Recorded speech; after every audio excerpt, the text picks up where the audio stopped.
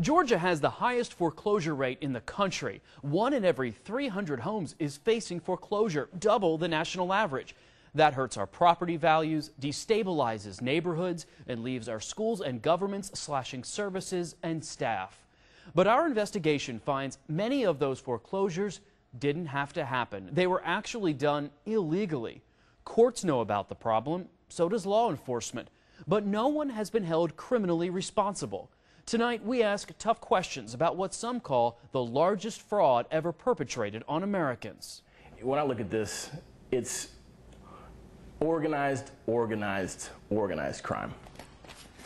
Patrick Powell never expected simply applying for a loan modification on his Forsyth County home would turn him into a victim of massive foreclosure fraud. It makes normal, like the mafia's organized crime, look like fifth grade math. 3, 4.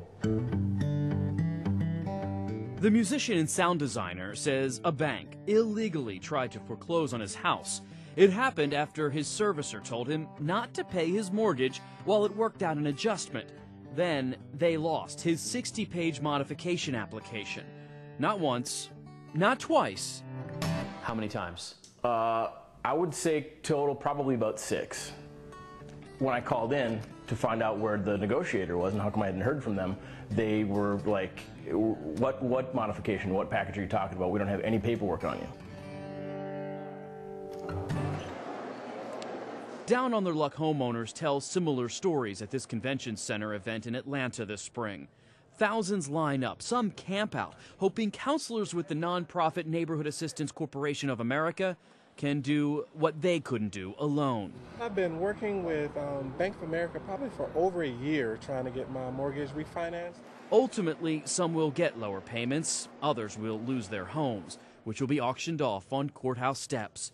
That was about to happen to Powell when he saw a 60 Minutes report in 2011 that blew the lid off the industry's dirty secret. None of the major banks were willing to sit down with us and talk to us about this. It revealed banks used phony documents to push people out of their homes. It turns out when Wall Street bundled mortgages into trusts and sold them to investors, they lost important documents related to the loans. So when banks needed those missing papers to foreclose on homes, attorneys and foreclosure firms just made them up, forging signatures of bank vice presidents and notaries on documents called assignment of mortgage, which transfers ownership. 60 Minutes exposed one prolific robo-signer named Linda Green. On thousands of other mortgages, the style of Green's signature changed a lot. I saw that and I was like, Linda Green. I'm like, let me go see. And I pulled out my assignment and I was like, oh my God, it's Linda Green. So you thought you had an open and shut case at that point? I did, yeah. This is the transcript of the judge. According to the hearing transcript, the judge chided Powell as he tried to explain the complex fraud. She cuts me off. Let me tell you how I'm kind of from the country. I understand plain English a lot better than I understand flowery language. And why do you think he cut you off? He doesn't understand? I think there was an agenda knowing going in what was going to happen. He just wanted to get it done with, you know. In Georgia, they've largely ignored the problem and rubber-stamped anything that the banks want. Paula Rush, an auditor and expert in the field, spoke to us over Skype from her home in Florida. She says banks are using the phony documents to orchestrate a much more sinister fraud. She says the servicer never intended to modify Powell's mortgage and just dragged him along. The reason? Rush says investors who bought the trust that included Powell's mortgage also bought insurance that pays out if the loans default. Well, what I see over and over again in the monthly investor reports is that the loan trusts that have a lot of insurances on them, there's no loan modifications being done. In the loan trust that have no insurances left in them, whether they're exhausted or they weren't there to begin with, they're doing lots of loan modifications. They're lying to the homeowner that they even stand a chance at getting a loan modification. It's a racket. It all boils down to money. Ann Batt runs Operation Restoration, a grassroots group which helps homeowners fight illegal foreclosure. People have been blamed for not making their payments, but they are in a vicious cycle. She says Georgia judges and court clerks who accept the forged papers only perpetuate the problem. If there was anything proactive on their part, they'd be able to stop a lot of this. Salem, Massachusetts, the harbor town known for its colonial-era witch hunts, is now getting a reputation for hunting out foreclosure fraud. The Register of Deeds here in Salem is among the first in the nation to expose the magnitude of the problem. He's now challenging the nation's biggest banks and calling for their executives to be criminally investigated. Talk to me about what you have here. This is approximately 38,000 documents that have been recorded in this registry that contain fraudulent robo-signed signatures. This is the evidence. John O'Brien's registry holds deeds dating back to land deals with the Indians in the 1600s. He says those are more accurate than many of the documents banks send today. An outside auditor revealed only 16% of the assignments in his registry are legitimate. Totally fraudulent. The signatures are fraudulent, and the information in some of the documents are fraudulent. And they knew this. The banks knew this. And the attorneys that processed these documents know it. He found many different robo-signers apparently penned the same name. Look at all the different versions of Linda Green and Brian Bly. I can't look people in the eye any longer and tell them who really owns their mortgage, because their mortgage has been sold so many times. So who owns your mortgage? I wish I know the answer. One of those homeowners is Senka Huskic. She says Bank of America gave her the runaround in modifying her loan, then tried to foreclose using a phony assignment. She fought it and hasn't made a payment on her Peabody, Massachusetts home in nearly 2 years. Why do you think the bank hasn't come after you and foreclosed on your property?